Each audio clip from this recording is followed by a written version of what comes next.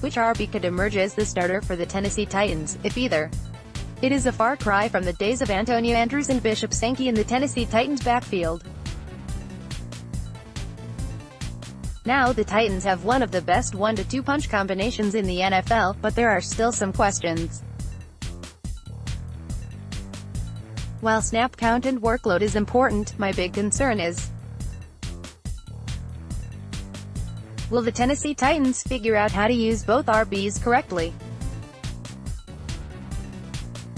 When I say that, what I mean is that despite their sizes and perceived strengths, Derrick Henry and Dion Lewis are unique backs. Henry is a huge running back, but the best way to use him is on plays where he can bounce to the outside. His lack of acceleration is startling between the tackles, but when he builds up a head of steam on the outside he suddenly becomes impossible to tackle without a fight. So while you look at him and make the assumption that ISOs, traps, dives, and other inside runs may be best, that isn't right.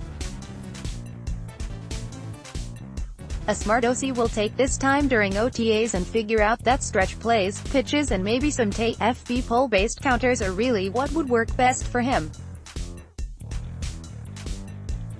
In fact, a really smart OC would figure out a way to get Henry the ball on a play with motion where he can build up steam before the play even starts. On the other hand, Lewis is shifty and explosive in between the tackles.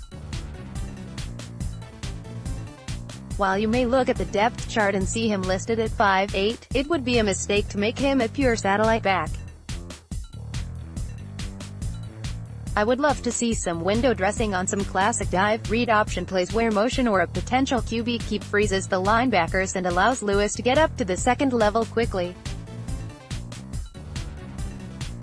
More from Titans is Ed. So the question is, does Matt LaFleur come out and talk about how different the backs are, or does he just say that they can both run all the plays effectively? Because, while that sounds great, it just isn't true. In an ideal world, Derrick Henry ends up against DBs and Dion Lewis ends up against linebackers. Size and burst respectively make them the hardest to stop against those position groups, so do the Titans recognize that now and make changes before training camp? If not, then this transition could face some unnecessary setbacks. But if they can identify this and figure out a way to utilize both of their strengths, then the offense will be a lot smoother from day one.